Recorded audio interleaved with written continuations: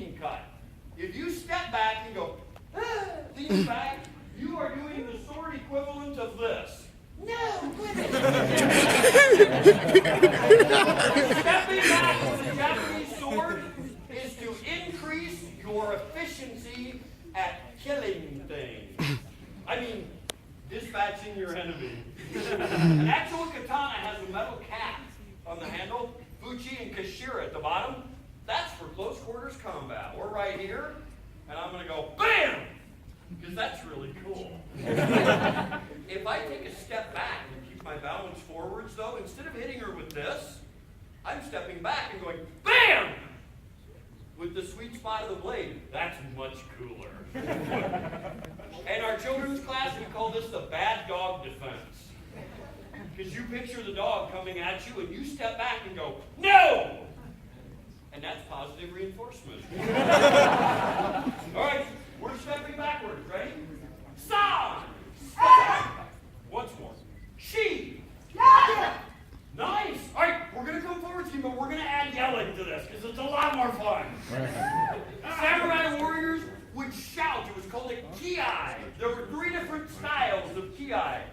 First up, you would yell and then step and cut.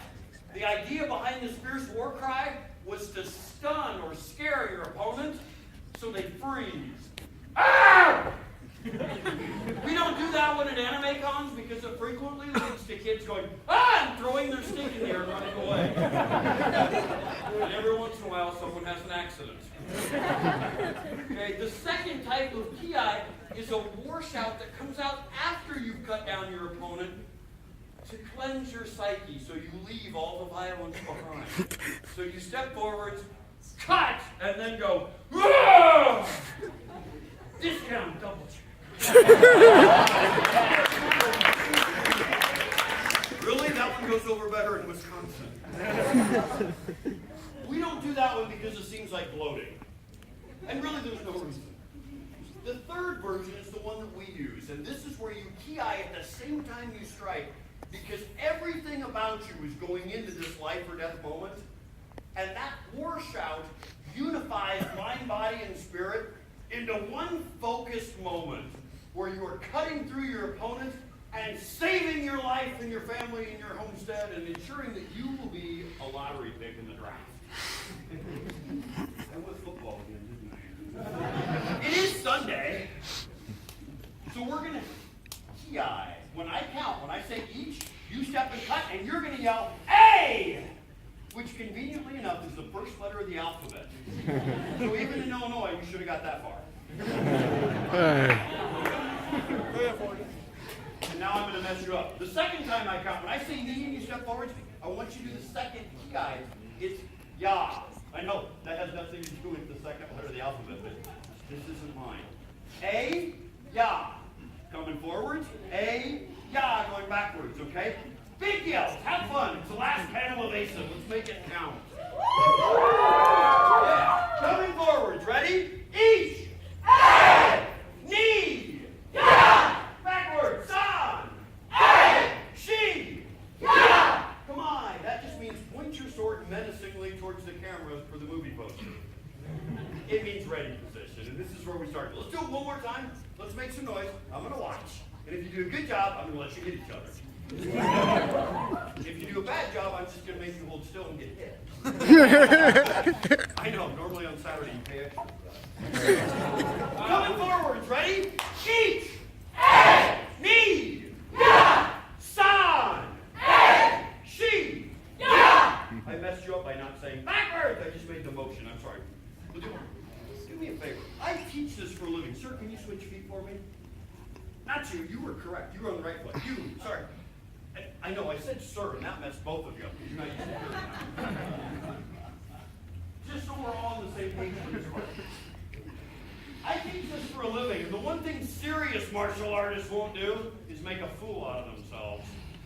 So they don't kiai. I get guys bigger than I am swinging a sword going, hey.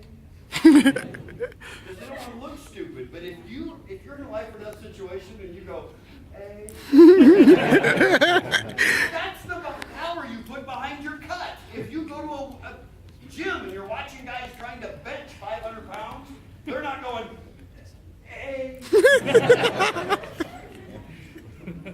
Make some noise for me.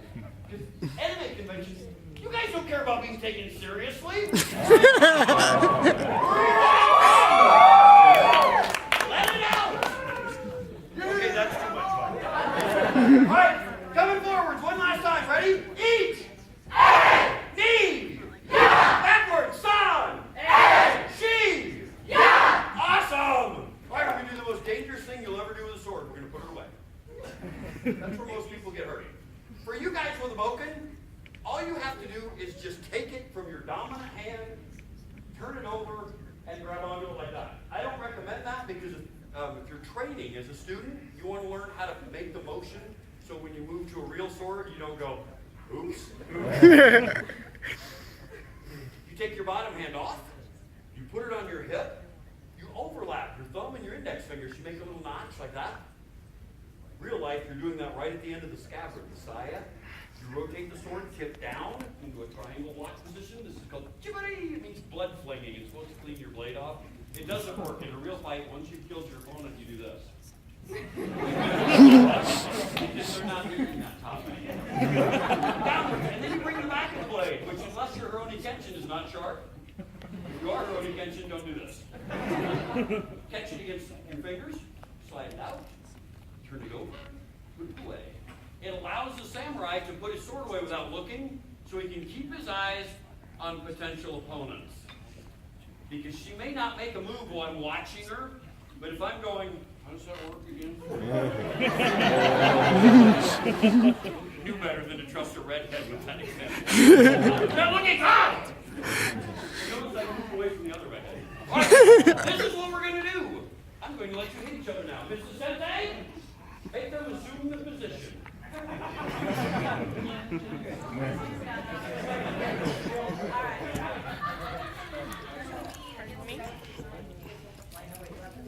All right, loud and fast.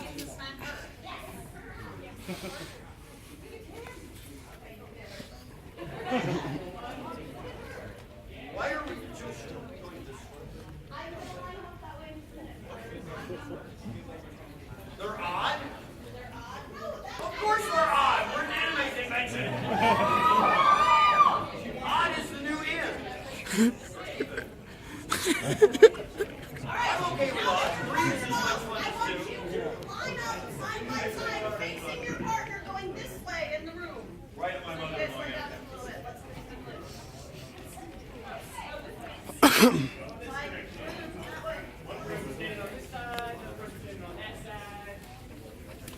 So one partner will be facing the audience, one partner will be facing the stage side. Excellent. All right, now, this way. This way. Little more. All right, there we go. Sensei, your arms are at your elbows. 75 is alive! No, really? All right.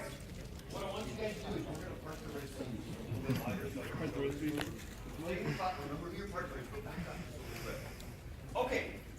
We're going to do 2 or 3 moves that are what we call ippon, or one-step sparring. Okay, ippon kachu. Sometimes Japanese, we get really excited about terms because it sounds so cool, and when you translate it, it doesn't mean what you think it does. You keep using that word. It means what you think it means. But so when we're doing sword stuff, we're going, Happo Giriamote! People are going, oh, that's awesome. What does that mean? It means 8 cuts to the front. Mystical name. So ippon, we're doing one-step sparring. So what we're going to do is we're going to have the bad guy, he's going to put their left foot in front. They're going to hold the sword up and just outside of their ear. This position is called hasso. You see it a lot. The hands down here. It's kind of a sentry guard position that none of my students are allowed to adapt, because if you see someone holding the sword down here where the sharp part is next to their throat, you know he's not going to be in Last of the Samurai shoot. He got his throat cut. And you'll frequently see it this way because for movie posters, they're going to zoom in on the face, and they want the shiny part with the wavy line, the tempera, in the picture. Hasokamai is from here, so that even with the kabuto, the helmet, and the armor, you can strike down very quickly with power and do angle changes and stuff. So you're going to start here. Good guy! You're going to put your left foot in front as well, and you're going to point the sword menacingly in the middle of your partner's chest. Normally, that would go right here, a little bit higher. But if we mess up, I'd really rather you poke your partner on the sternum with the stick than in the mouth. Bruised sternum, you go home, you explain to your parents, and go, I'm sorry, that was dumb. Getting your teeth smashed out with a boken is something that's harder for all of us to explain. Really good night. I've been doing anime conventions for 10 years now, and the sign of a really good night should never be splinters in your mouth. All right. So we're going to point the sword here. She's going to be calling this. When she says, Yoi, that means prepare to be attacked. Please don't confuse Yoi with Yaoi. It's two different things. Okay. Yoi means prepare to be attacked with a sword. Actually, Yaoi means put